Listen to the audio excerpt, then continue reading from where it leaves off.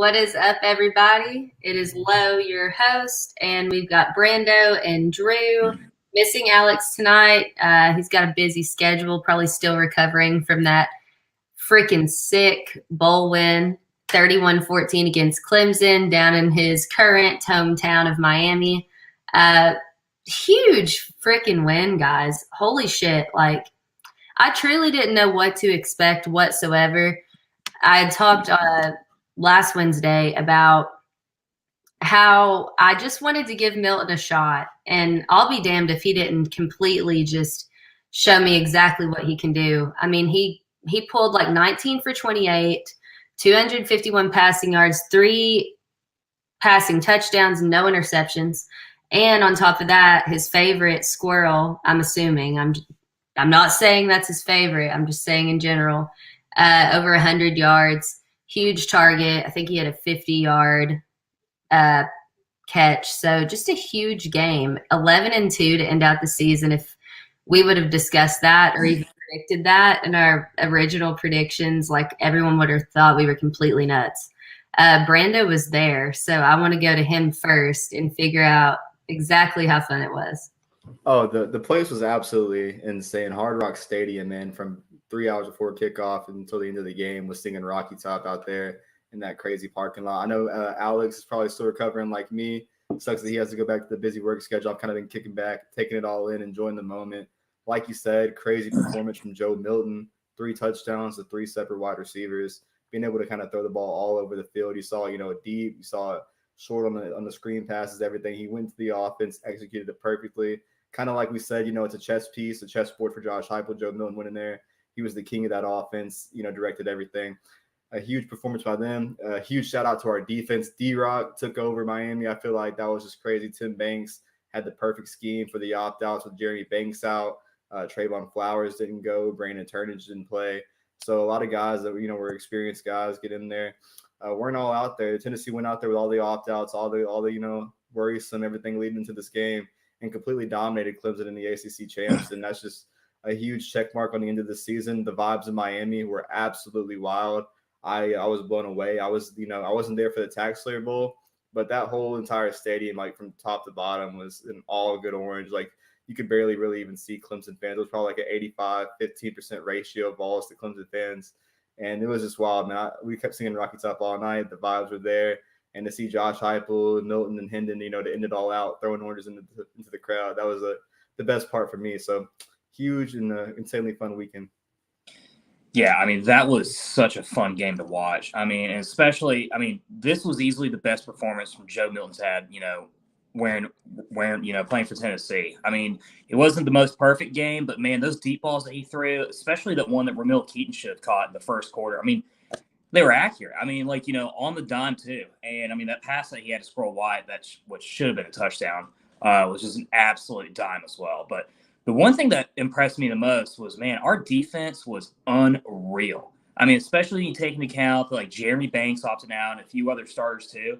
You had a lot of guys that stepped up. And we got to shout out Aaron Beasley. I mean, that was the most impressive performance I've seen from him probably his entire time he's been in Tennessee. 12 tackles, 4 that were tackles for losses, 2 sacks. I mean, he was in the backfield all night long. Forced, freshman quarterback Kay Klubiak, like, literally running for his life all game, all 60 minutes. And not to mention, we held Clemson to a season-low 14 points. This is an offense average over 30 points a game.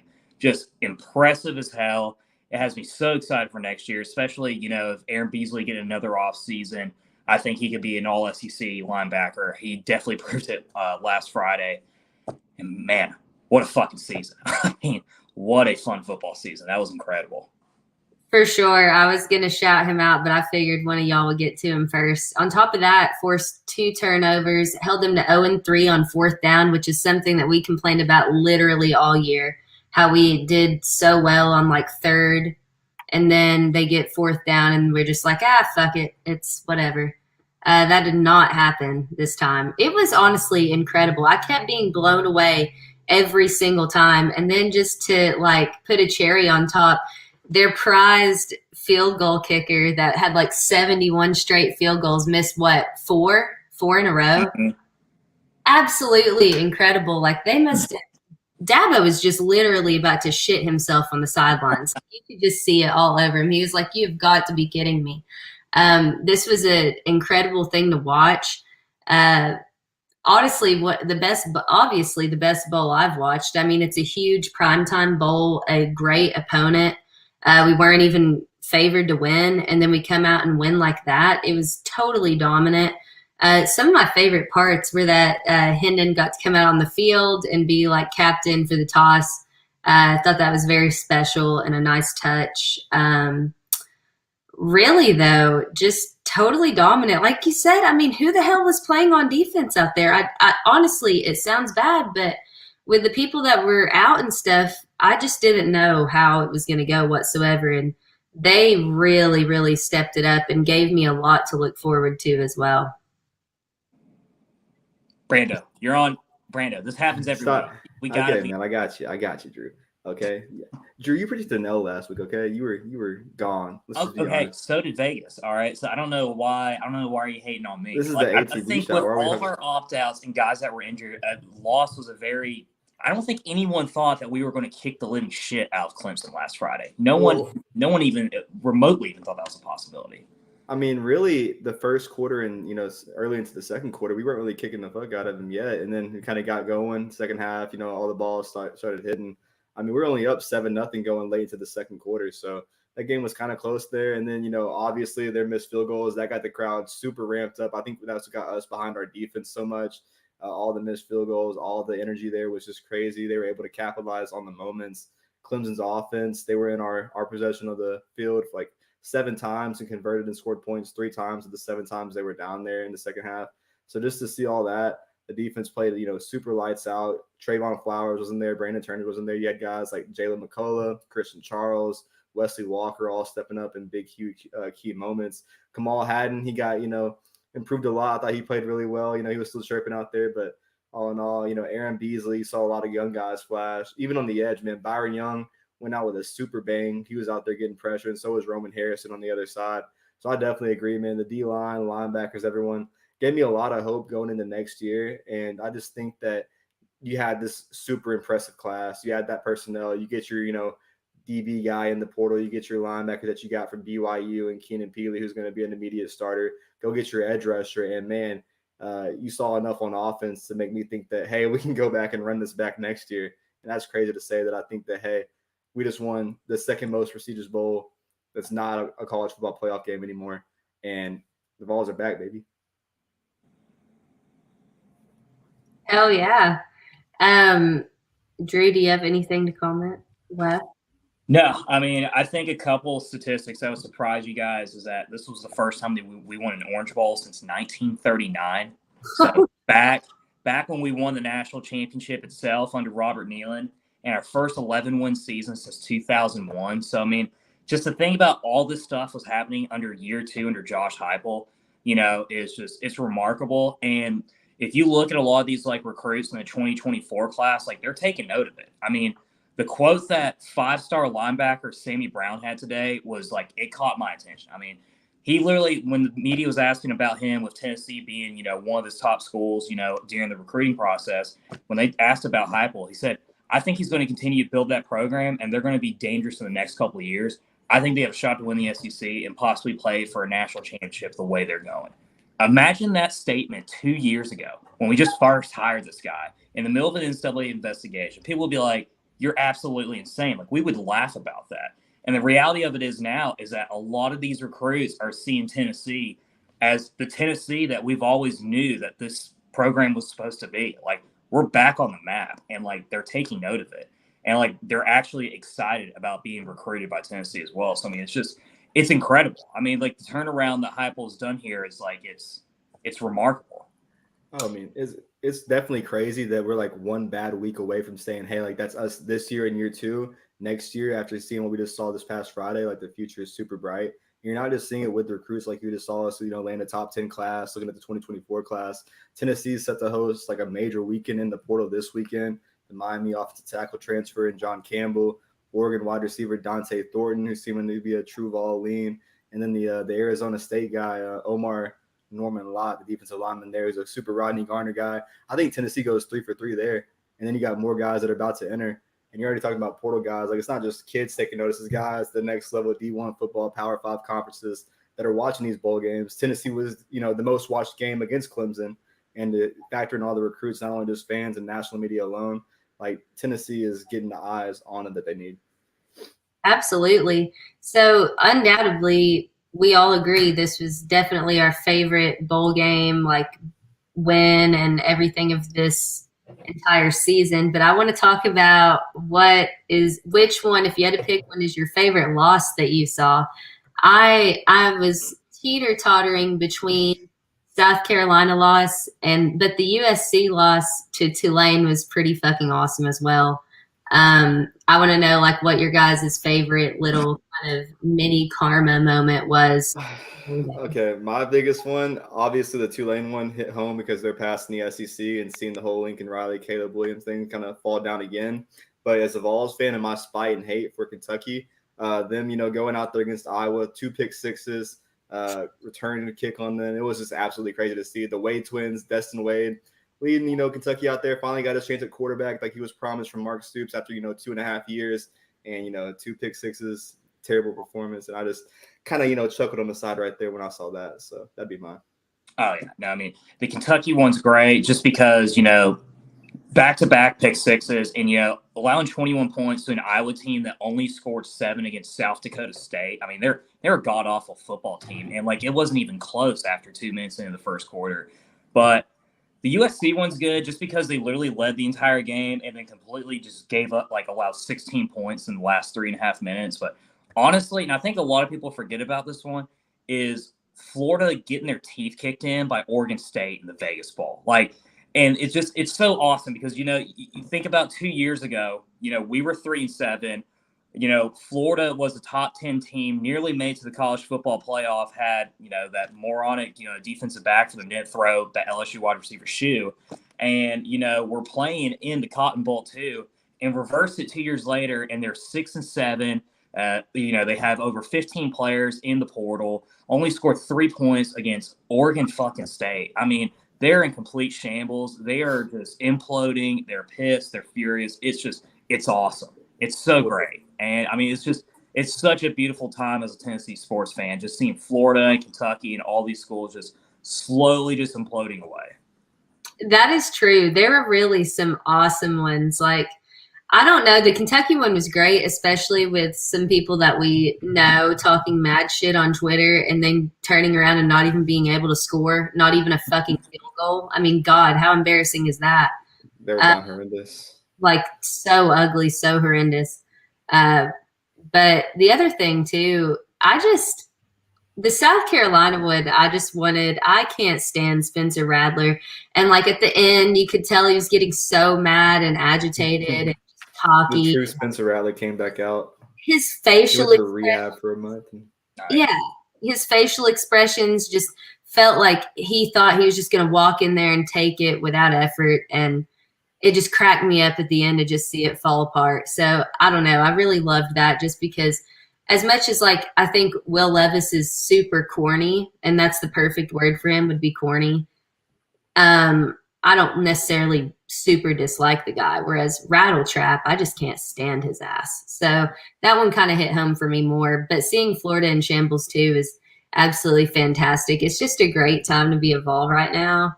The other thing I wanted to ask is there was a huge debate over this on Twitter about who you were rooting for in the Ohio State-Georgia game. I know who I was rooting for, and I want to know who you guys were.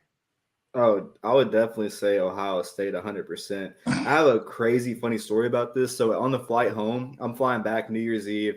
It's about, 11:30. It just, went past midnight.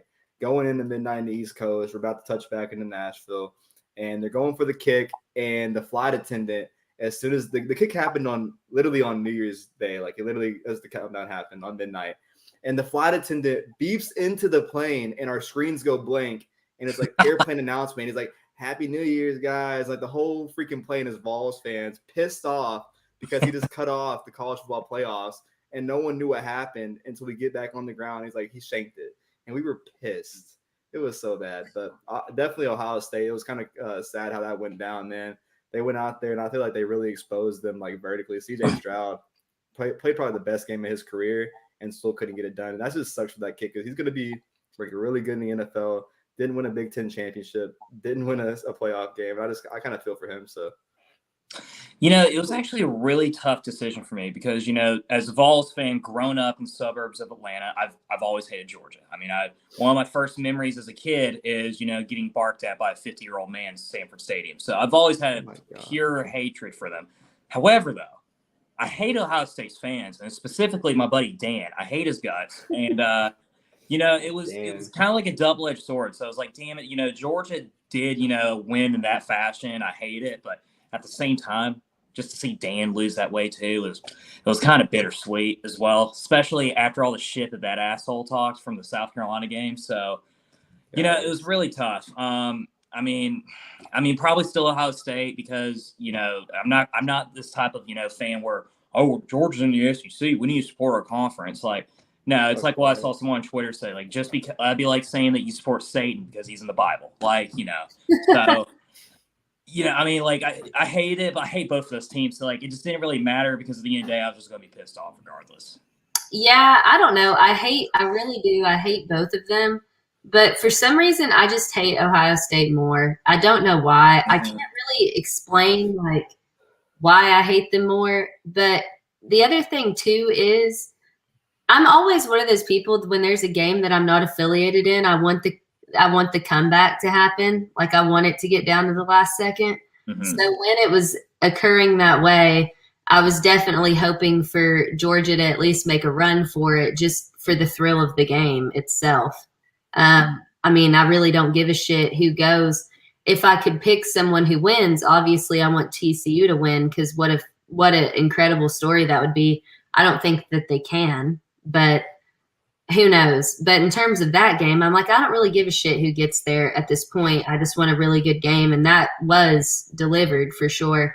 We had the ball drop on one television and the literal finale on the other television right next to each other. So, it was good to watch, especially after we win. It's like, well, this doesn't fucking matter anyways. We did our stuff and, that just is what it is. So I was just curious about everyone's opinions because it got really hostile on Twitter. And I was like, why does everyone care so fucking much? We just won. We finished 11-2. Everyone just calm down. Who cares who gets there? Because we should have been there. But at the same time, like at the same exact time, the only reason I have to hate Ohio State is stealing recruits in the past, like Dallin Hayden, Carnell Tate, whatever. But I hate Georgia for very many reasons. And, them barking at literal human beings is one of them. So. They're a very bizarre bunch. I've never really understood them. Quite honestly, I never will, and I'll still hate their guts. But Ohio State's fans, though, they're so there's a sense of entitlement that they have, and it bugs the shit out of me. It really does. And I don't know why they feel like they're so entitled to everything. But Ohio State lost the Big Ten in the COVID year with 2 games. I think they won all their regular season games, but they did lose to Alabama in the national championship. I remember that. But I remember some deep-seated anger that I had for them a few years ago from some scenario like that where I was just like, I literally can't stand this team. So I think I just carried that forward. Yeah. If you're not Tennessee, I fucking hate you guys. That's kind of my motto. It's I'm a hater of everyone except us. So. And sometimes us. Of course.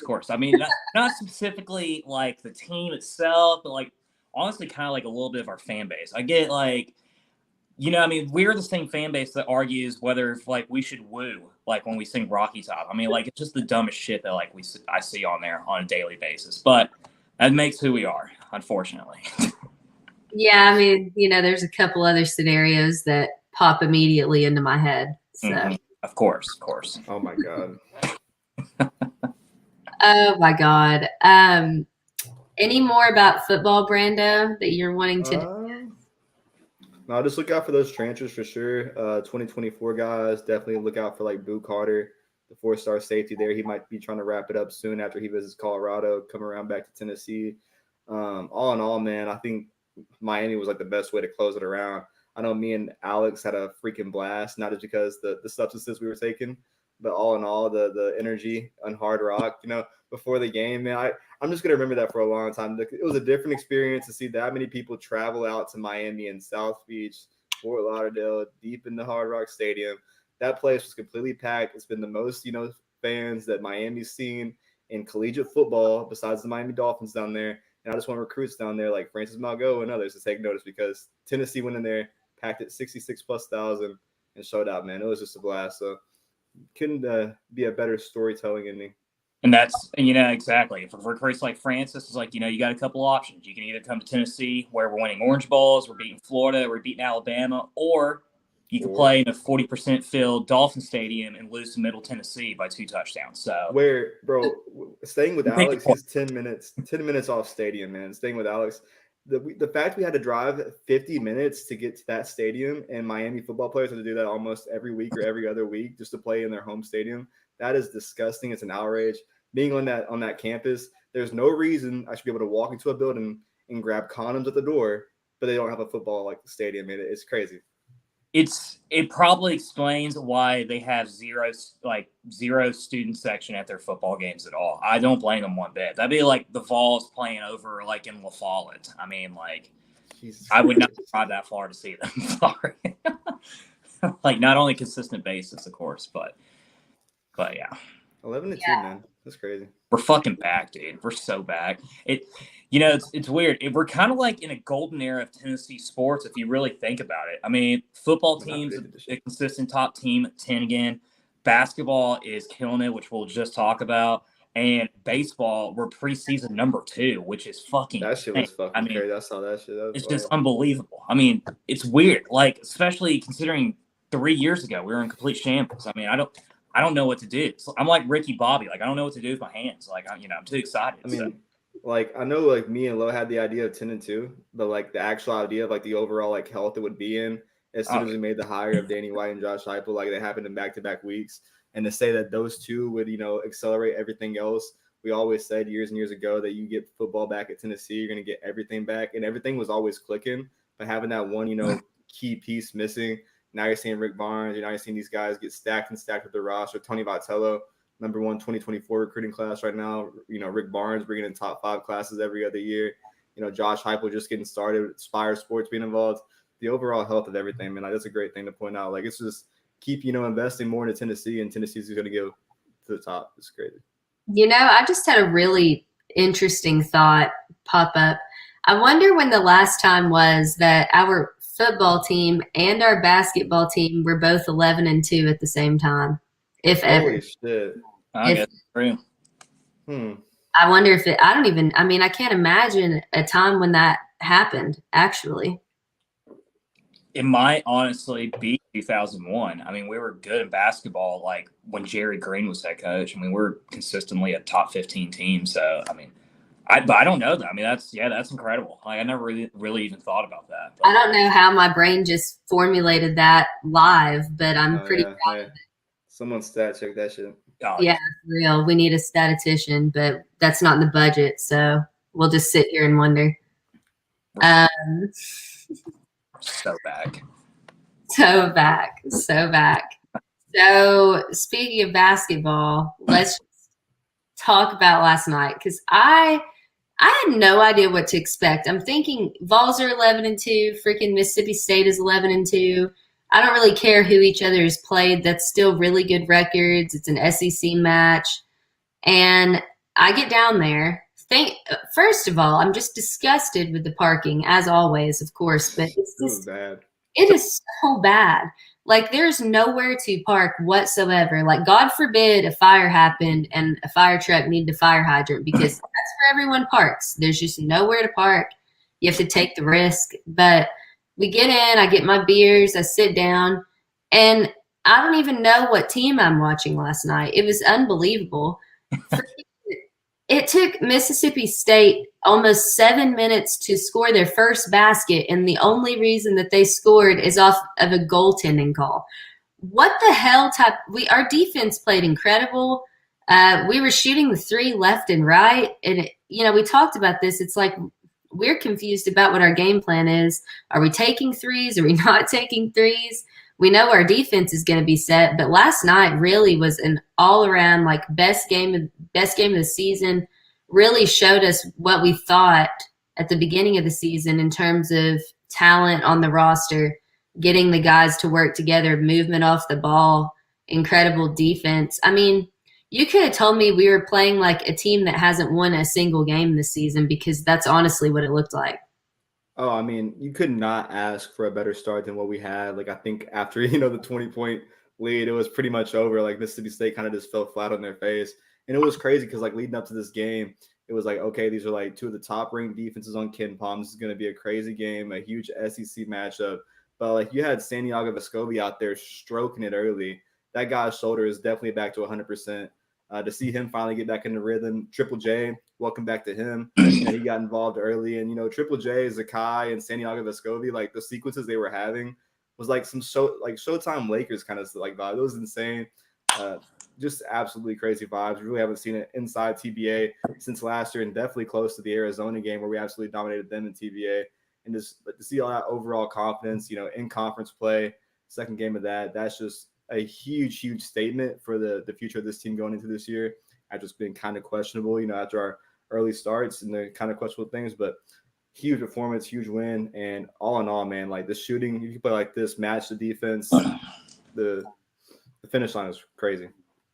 That was hands down the best performance we've had all season. And that might have been one of the best offensive performances we've had in at least 2 or 3 years, as far as I can remember. I mean, with Vescovi just being red hot, I think made his first 4 3-pointers, go off to a 16-0 lead before they call a timeout. And Triple J coming back, and scoring a nice 8 points and 4 assists. He was, I mean, like, it's like what I said in the last show, like, we're missing like one guy who could really just elevate this team to the next level. And like Triple J's it, because if you really think about it, he can really play all 5 positions. Like, he was a point guard out of high school, so, he can lead up, run the offense if he needs to. He's big enough. He can play 2 easily because he can shoot the 3. He's lengthy enough to play the 3, defensively. And he can play a 4 or 5 because he's strong too, like deep inside. So, I mean, just an unbelievable performance. And I'm telling you, there's a reason why we're the number 2 in the KenPom rankings. Like, this team, if they can get something consistent, and it looks like Tyreek Key just looks more comfortable playing offensively too. Sure. If they start getting in a groove here, I don't know if there's a team in America that can beat them. I mean, maybe Houston, but that was unbelievable. I mean, you're not going to lose many games shooting 69% from the field. So, yeah, I mean, honestly, it was incredible. Like, I couldn't believe what I was watching. It's so interesting how having Triple J just as an option almost changed the entire gameplay. Just not starting, nothing really different except him being an option to come in at any time. Everyone looked so much more comfortable. Tyreek looked good out there. They covered each other's backs. The movement off the ball was a billion times better. And we got a nice taste of what it used to look like when Bone led the offense and they got to play and actually play off the ball, play fast break a little bit. We got a taste of that because, like I said last week, if they can clean up and stay good fundamentally, then Rick Barnes doesn't manhandle them as much on offense. He lets them play. The more that they can demonstrate that they can work like this, the more exciting it's going to be to watch with the offense. And I truly think that Triple J being an option and being there is like a huge key to this. I mean, and on top of that, Zakai was just incredible last night. I mean, so fucking fast. And it's just, everyone was just really impressive. Hell, even we had walk-ons out there. Scoring points for sure. Yeah. It's unbelievable what last night was. And I mean, it's hitting at the right time, right now.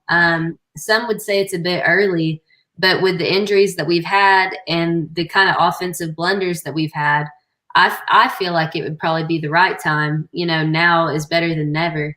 And that was an incredible product on the court last night. Oh, yeah. Zakai becoming, the 15th Vol in history to have a double-double, recording a double-double there. Drew pointed out, shooting 69%. That's the 4th best shooting percentage since February of 1996. Like, that's absolutely insane. So, over 2 decades. And then, I pointed out, like, we had 5 guys that were in double-digit points. Like, obviously, that's going to play a huge part of getting up to points. Like, scoring 87, that's pretty much a lot. Holding them to 53. Our defense, kind of played that consistent that they played all year, keeping teams in the 50 to 60 threshold. Yeah, Colorado and Arizona kind of stung. But like y'all said, like, this game all around, finally healthy. Triple J kind of being that leader, commanding him. If he can have him and, like, Zakai coming off the bench, or Tyreek, whoever it is, whatever kind of rotation you figure out, like, this team is just going to be dominant. And like we've talked about, the depth being insane on this roster, it's finally coming into play. And to see, like, Triple J, the comments he had last night that this isn't going to be a lingering issue anymore. It sounds like he has, like, a medication that's finally working. The pain is really, going away. And to see, them get that kind of situated, if he can go out there, be consistent, not have to be like a LeBron, 2020 and sit out, have, the season just to be able to play in the big games. That'll be huge. I think if you can get that leadership back consistently, like, the overall confidence in this team is going to be huge. Drew, I have a question, buddy. Go for it. How bad did it piss you off? I know it's great. We always love, as Vols fans, to see the walk-ons get points, right? How bad did it piss you off that Knox Catholic native B.J. Edwards did not see the court yesterday? I mean, it was an outrage, of course, but I mean, seriously, dude, like, there has to be something. There's got to be something, bro, going on at practice that we don't know, where a walk-on, when we're up by 35, is getting more playing time than a 4-star guard.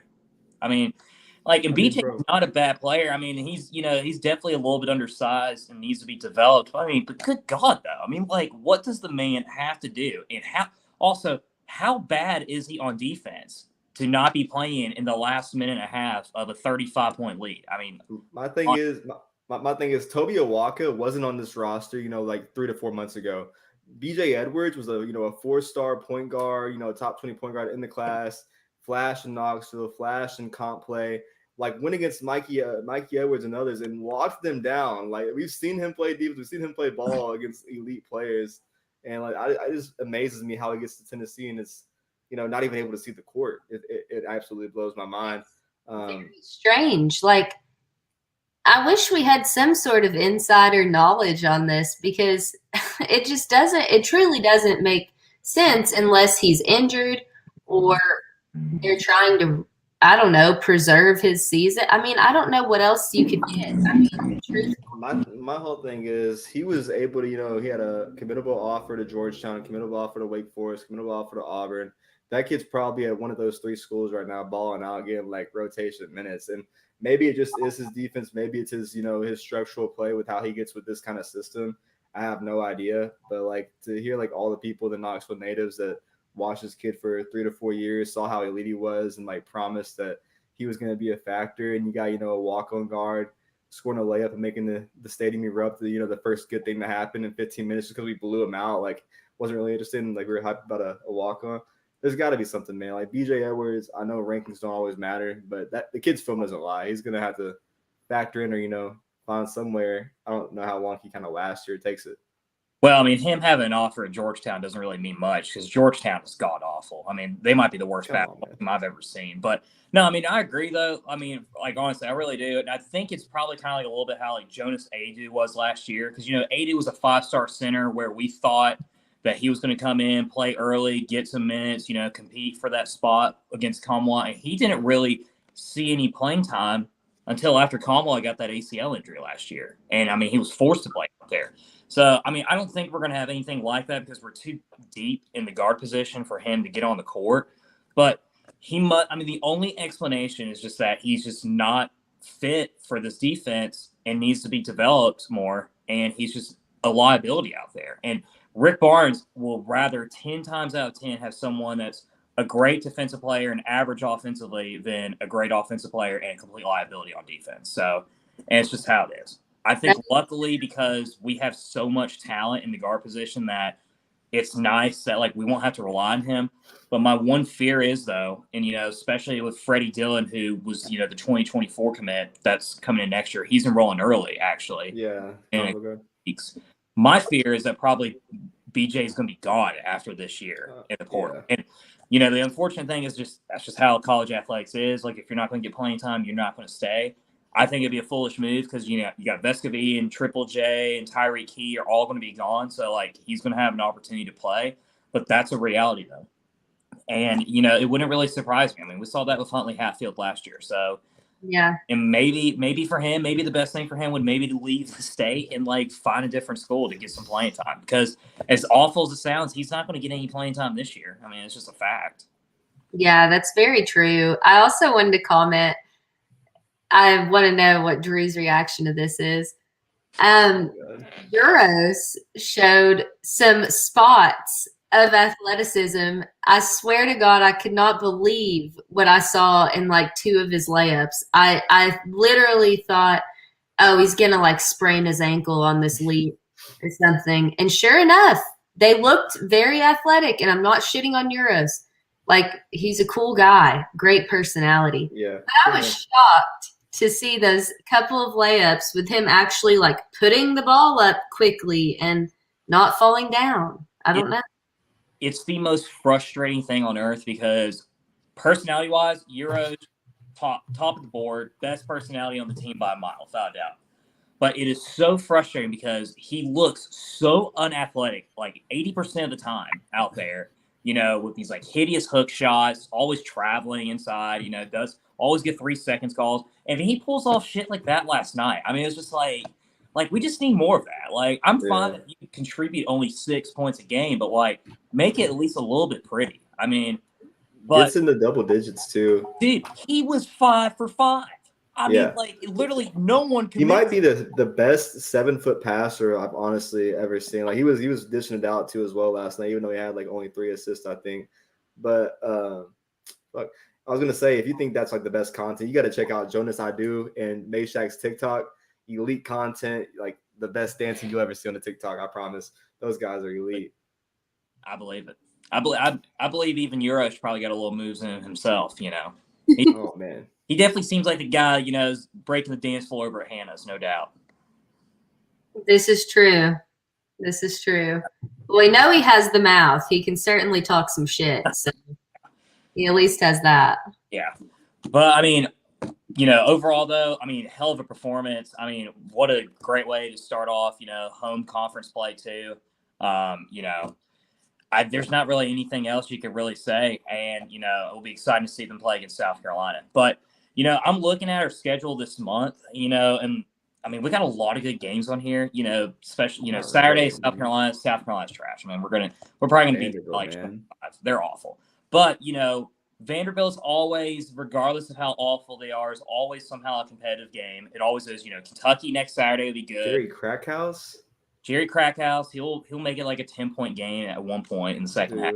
But, they play at Mississippi State, at LSU, and then Georgia, who I saw at halftime was beating Auburn, and they're surprisingly not that bad of a team. And then we have Texas.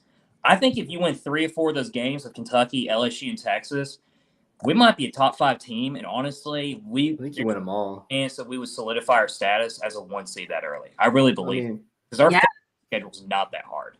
I think this South Carolina game is personal for me just because, like, football alone.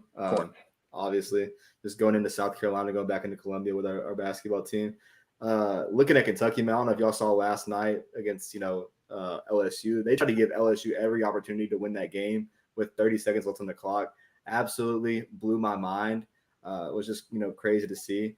The SEC basketball, it's in, full effect. Like, even like 30 minutes ago on here, A&M getting 2 texts before the game even starts. They left their jerseys at the hotel, like, against Florida. Like, it's just all in all, there's a new storyline.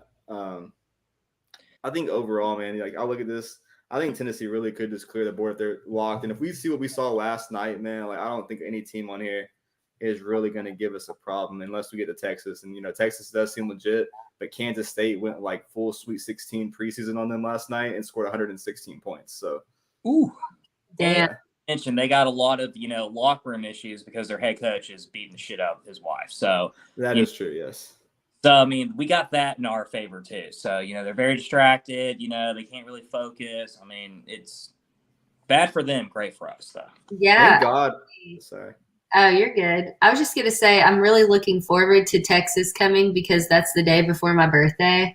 Nice. And I thought about going to the matchup last year in Texas, and then to have it back this year. Like, it's the day before my birthday. Last year was on my birthday, but still, like, super fun. It should be a good birthday weekend for me. But I certainly think we could go 3 of 4, 4 for 4 in the next stretch. I see no reason why we can't, especially after last night's performance. Yeah. I think the sneakiest one on this, looking at the games, is like LSU, just because it's one an away game. 2, after the whole away thing that we gave them shit for, and like LSU, like the players, like, not many are still there, but I think overall, like, their fans are going to want to win against Tennessee. They're a silent, 12-2 team as well. Thankfully, we get Kentucky at home. I don't have to, go against the referees. Vanderbilt at home. Don't have to go against, the Nashville natives, Mississippi State. So we'll see, what kind of whistle we get in Starksville. But I think after we saw, last night, that we should be able to go in there and dominate them again. Let's say somehow figure out a way to lock down this defense. Obviously, clear mind, we're not going to go out here and stroke it like that every single night. We've seen that and we proved time and time again. But they can even put up, 50% of that shot rate. Like, it's going to be hard to stop this team. I mean, they've proven many times this season, though, where, like, really the only thing we got to do is just maybe score 60 points. 9 times out of 10, we'll win because our defense is just that good. Yeah, I mean, we're stopping everyone. I mean, even if the Arizona loss, I mean, as awful as we played defensively, like, it was still a 3-4 point game, like, almost the entire game. So I got more confidence in the world that, like, we can win these games. I mean, personally, I think we're going to beat the shit out of Kentucky next Saturday. I really do. I mean, when you take in the factor that they are, eating a little humble pie, they're unranked, they're struggling to Missouri, they're struggling to LSU, and not to mention, Chris Lofton's number 5 is going to be retired that weekend as well. I mean, it's going to be a rowdy-ass atmosphere, and we're just going to tell those toothless yokel coal miners to go back where they belong. So, Again, yeah. Georgia defeats number 22 Auburn 76-64. It's a final. But Georgia won? Yeah, Georgia just beat Auburn on the road. Wow. Nice SEC. I forgot that their coach is Mike White. Mikey White went to Georgia, man. That's crazy. Medium shirt. All right. I'm calling it now, even though we got, a few more SEC games to play before Kentucky. Julian Phillips had a quiet 11-7 last night, 11 points, 7 boards. I think we might see his first double-double, 20 points, 10 boards, something like that. Plus, I think he's finally starting to get in the rhythm, SEC play. Bro, I think he's gonna get more consistent as it goes on. And if Triple J is coming off the bench, that's gonna give him, more ability to play that true forward thing that he's used to playing. I think we might just be seeing the best to come for Julian Phillips. Double-double, maybe. 20-10, I highly doubt that. But I mean, there's facts to prove this. Unlike the last year's Euros take. The double-double Euros whole thing. I'm sorry. You're talking about the Euros that started off with 6 straight points in that SEC semifinal against Kentucky. I mean, the man almost had a double-double in the first 5 minutes. He was dominant. He was absolutely dominant, okay? And that was just, I was heat of the moment. I didn't mean that personally. We all know Euros he's not capable of a double-double. He's capable of like a few 10-point games a couple times a season, or maybe get a firm 4 or 6. He ain't capable of double-double. Julian Phillips, he is. He's not scoring 20 points and 10 rebounds. If he's scoring 20 points and 10 rebounds, we got like a top 5 NBA draft pick on our team. And I think he's our first-round pick. I don't think he's a top 5. Really?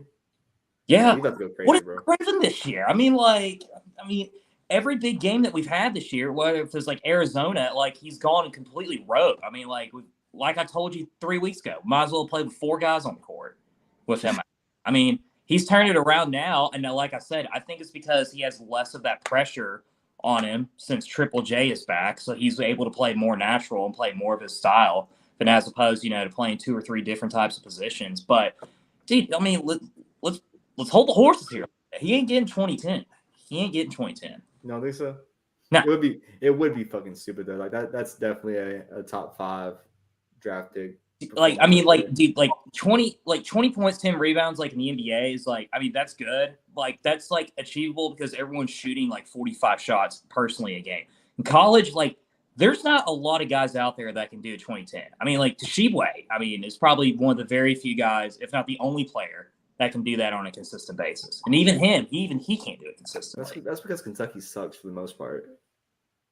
That doesn't mean anything. Okay, so it does. I mean, yeah, it kind of does. When you have a full stacked roster of Escovy, I mean, he averaged double last year, but I mean, yeah, who am I to say? Speedway is Kentucky. They have to build everything around him. That's all they have. He really should have left for the draft last year. He would have been a I first mean, round. they would be way worse off right now if he did. That'd be absolutely insane. So it's funny though. Like, I think someone was telling me that I think Calipari has like a lifetime contract at Kentucky or something stupid, or like his buyout would be like almost $60 million. It really, if they miss the tournament this year, which honestly, after Georgia beating Auburn, might not be out of the imagination as a possibility. Do you fire him? I mean, that's 2 NIT appearances in the last 10 years. I mean, even Tennessee wasn't even that bad. I don't know, man. I think they'll be calling for it, man. All that hard-earned coal mine money, man, and it's going to Calipari's lifetime contract. Like, I mean, they already add a year to their football coach's contract if he wins 6 games a year, and that's just a trust in itself. When he's making 9.5 a year, but that's because Kentucky football is like the most. Well, I think the overall, man, it's the Kentucky standard. It's just Kentucky's Kentucky. Oh, that's true. Yeah, exactly. It's the state of Kentucky. I mean, from legislatures to everyone else. I mean, it's Kentucky. Yeah, they reward extensions for 6 wins. We fire coaches after 6 wins. Like, just I mean, we're not the same. Yeah, exactly. This is true. These are great points, guys. The show has gone completely off the rails. I have no idea what we're going to talk about for the next 15 minutes. I don't either. That's what I was trying to pull something out of my ass. I'm about to pull something out of my ass. So I looked at the A&M and Florida score, and A&M, they left their jerseys, a 30-minute late tip. They're beating them by 15 right now. Florida is just in shambles. Why did they leave? Do you have details on that? I'm not up to date on that. Who?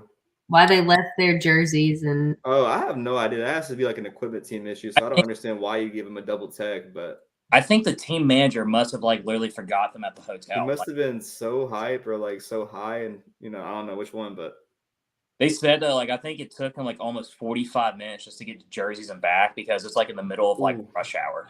I have a really detailed topic to talk about that we forgot about. Let's do it. The Jalen Wright rumors. Ooh. Okay. Ooh, that's a way to close. All right, so obviously, if you don't know, Jalen Wright, putting out the tweet yesterday. Basically kind of quoting, the Henry Toto thing. It's like, it ain't personal, it's just business, like all that. Everyone was kind of speculating, the worst when they saw that, thinking, in the new era of the transfer portal, is Jalen Wright going? Is he staying? There's been, rumblings in the off season. I've been telling people all along without, telling them because, don't want to do the tampering. But if you think that people are, not calling Tennessee players, like Tennessee's, getting in contact with other players to come into the portal, you're just, delusional. 100%. There's been, some kind of contact there. Kids from North Carolina got to think about schools like North Carolina State. It's basically legal for, to have a teammate and just be able to, hit you up. Like, let's do what's best for business. I think all in all, he wasn't our lead back. That there's stuff to point out like that. Wasn't, everything like that. But I really don't think this is like a life and death situation yet. I don't see him officially pulling the trigger yet. But I definitely think there is some kind of contact from other schools. I think in this day and age, the NIL collective laws where they can meet with the staff and figure out a number for players. I think there's going to be a meeting maybe in the next few days or so where Tennessee sits down there and, kind of figure something out. If they can, meet on a number, then I definitely think the future's bright. He's going to be a more lead back. He's going to be, he exploded this year, best season at Kentucky game, the Florida game. Shining this bowl game, was our, leading back. All in all, man, like we've been talking about, it's a new day and age of college football. If you're going to leave, you're going to stay. You can be getting the best playing time. You could be having the most fun. But if, you're getting advice from someone in your ear and you want to go back home and, get an extra dollar, it's going to happen. And I think it's going to, be a lot of guys, not just, a situation like this. I think it's like one of the first instances. Obviously, Walker Merrill and RJ Perry entering the portal earlier today too. I don't want to say anything official on it yet. I don't think he's going to leave. I think he's, trending 50-50, but I definitely think there is involvement, from that hometown school that's been reaching out. I think there's definitely smoke around there.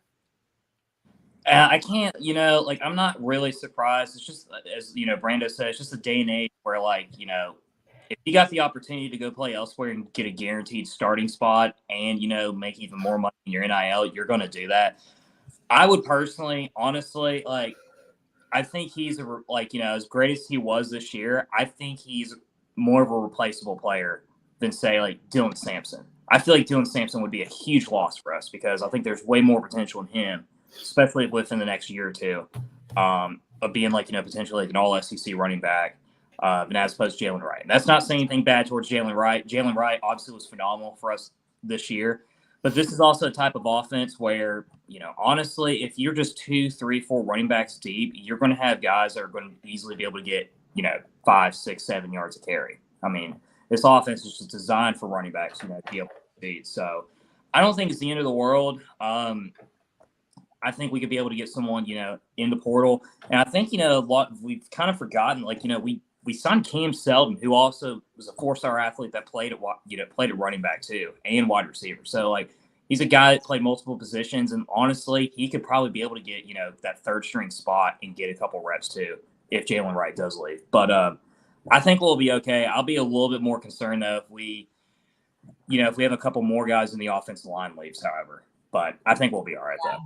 Yeah, that would be concerning for sure. I'm not in shambles over this. Everyone gets so dramatic, but nothing's official until it's official. I mean, you can speculate all you want to until someone makes a decision. I know it's just a natural Vol mentality to go full breakdown mode when you think something's going to happen. But the reality is you just got to chill and wait a second. I don't know. Maybe I have too much trust in the staff or whatever. I don't know. But I just don't get up in arms about shit like this anymore. I just trust that whatever's going to happen is going to happen.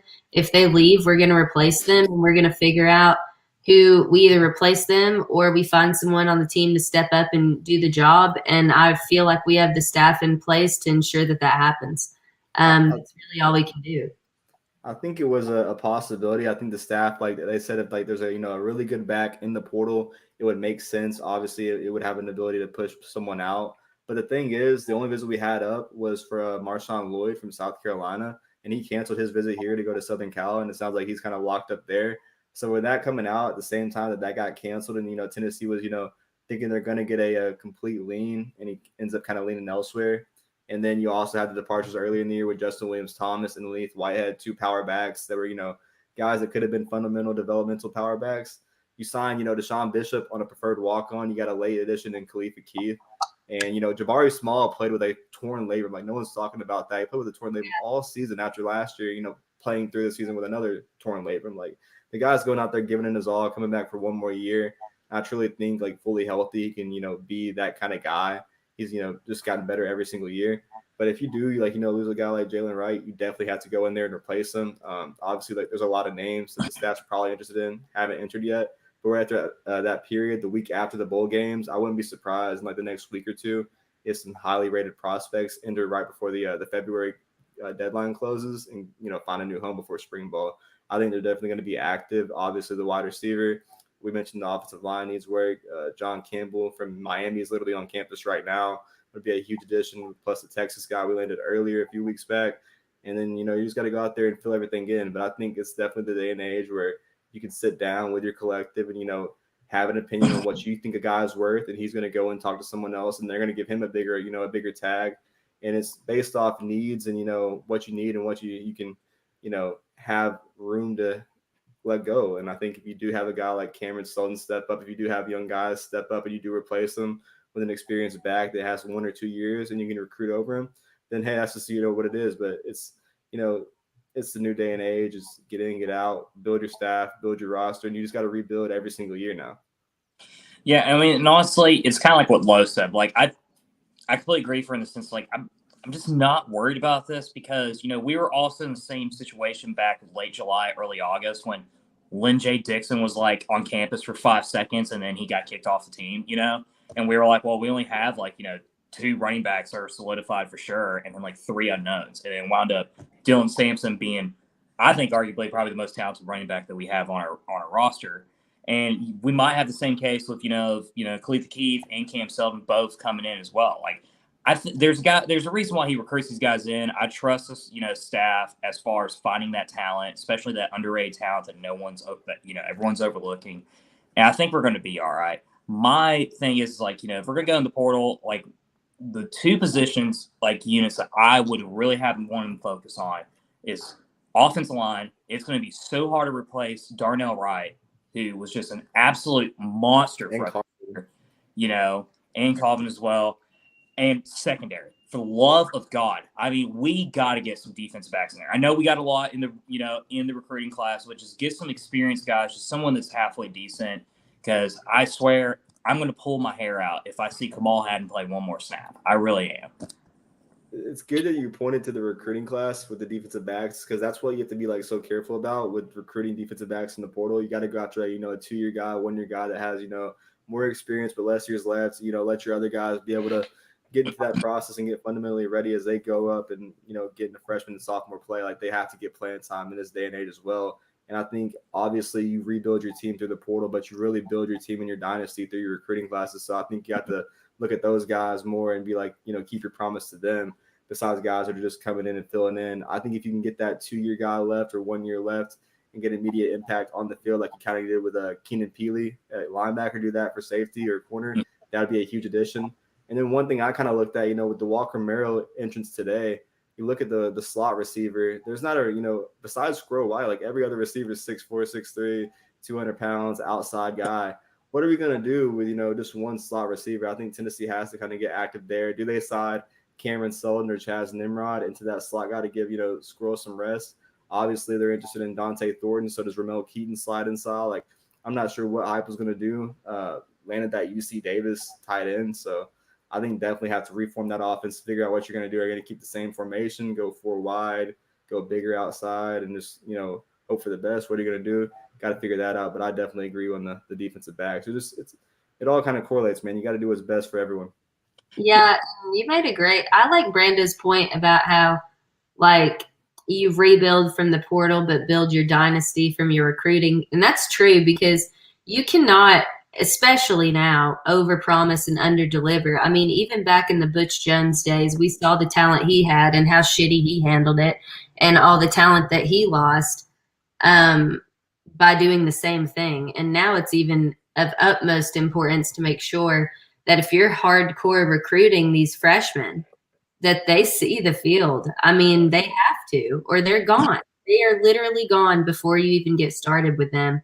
And then what's the point? You've wasted however much financial assets and resources, time, development, just for them to walk out the door. So it's a very important balance to make sure that you don't overpool from the transfer portal and then screw over the younger guys who are just going to leave. And that's probably one of the hardest parts about coaching now in college football, to be honest with you, is to figure out the exact dynamic for this thing and how to properly build your roster and deliver to everyone that you're bringing on the team. I think, like in certain particular positions like kicker, punter, maybe tight end, you can definitely be able to get those guys in the portal and be able to fill it out for a year or two. But your core units, whether if it's like, your defensive backs or quarterback, obviously, and offensive line, like you gotta get guys like, out of high school and be able to develop them, because there's not all the most talented guys in those positions are going to be in the portal 99% of the time. And we learned that the hard way this year. They're not. Like, I mean, they're just not. So you got to do that. And I think that's why they emphasize so much on having so many, edge rushers, defensive backs, a couple linebackers too, because those positions this year specifically, we struggled so much and had such a lack of depth in there. And I think they did a great job on addressing that. I just think if you add a couple guys, though, both in the secondary, even if those guys in the portal are not going to start, it helps the freshmen tremendously on being able to play with someone side by side with that experience. And it will help them even be more competitive. I think we're going to be fine, though. I really am. I mean, it's weird, like even if we do wind up getting like 2 or 3 more guys enter the portal, which I'm sure we will, I'm more than confident though the Heupel and the staff will be able to get, sorted out, and then we'll be more than good to go come 2023. Absolutely. Anyone else have anything to add? We got a whole hour in with 3 of us. Blessed up. No, yeah, I think you're just gonna see, obviously, football's come to an end. Got a lot to look forward to. A lot of potential with the basketball side of things. Drew pointed out we're the number 2 in baseball's early rankings according to First Pitch. So that was huge all in all, a lot to look forward to. It's different this year, football, wrapped into basketball conference play, when usually, we're waiting for baseball, go deep and wrap into football year. Kind of been blessed with everything. A crazy ending to the 2022 season. I think all the potential is there for 2023 after what we saw Friday. And I think we're just getting started. Going 11-2 in year 2, absolutely crazy. Took down 2 great coaches like Nick Saban and Dabo Swinney in the process. And I just think, as we, move on to basketball, move on to baseball, appreciate all the season. I think I had the most fun time so far on ATB this football season. And it was just, a crazy one to remember to leave in 2022. A lot of good things for the brand going forward to this year. I'm just kind of hyped to see where it goes and moves forward. Yeah, no, this was hands down most fun football season I can remember, especially, after the last 15 years of just pure mediocrity that we've had to deal with. For 2022 to really consider that football, basketball and baseball, we combined a 68-5 record at home. It's just unbelievable. It doesn't even come into words. It doesn't even seem real almost that we're all of a sudden going from being the bottom feeders in those 3 sports to all being top 10, top 5 programs now. And as Brando said, football is only going to get better. This is going to be a phenomenal basketball season. The Diamond Vols and Tony V, we're definitely going to be College World Series bound. There's no doubt about it. And it's going to be fun. It's going to be a fun few months for sure. Hell yeah, guys. In reflection, 2022 was absolutely incredible. We've had so much fun just on here, all of us getting to meet up with each other, meeting everyone's fam. Hell, I've met Brando's mom, met Drew's girlfriend, Drew's uncle. I've met parents. I got to meet everybody. It's been an incredible year, very social year, very exciting sports year for us. Incredible to just think about how awesome of a football team we had this past year. The legacy will live on forever. Hendon Hooker will always be a king here. Just all the things. It's just been a beautiful season, and so much to look forward to with this basketball team. This has to be it. This has got to be where we make a deep run. I can't say that enough. Honestly, I really truly feel like we have every piece. And I really feel like we can do it this time. That may bite me in the ass, but that's how I feel. No, it's like I said back then, there's going to be a basketball team that makes a Final Four run. It's this team. It's just we have depth, we have experience, we have shooters. We have shooters finally after the first month and a half that we didn't. But literally, this team has all the tools to be able to be a Final Four team, if not even a national title team. They really do. Yeah, they absolutely do. And people are really starting to talk about it. And our schedule favors that as well. And our draw could be really high, and come March. So there's just so much to look forward to. I'm so excited. I feel like it's really, truly going to be a great year for us. And the future is looking super bright. Oh, yeah. All right, guys. Well, I think that does it in for us. Yep, and that's perfect timing because my computer is almost dead. So, yeah, awesome show, guys. Until, I guess, next week, good night. Go Vols. Go Vols.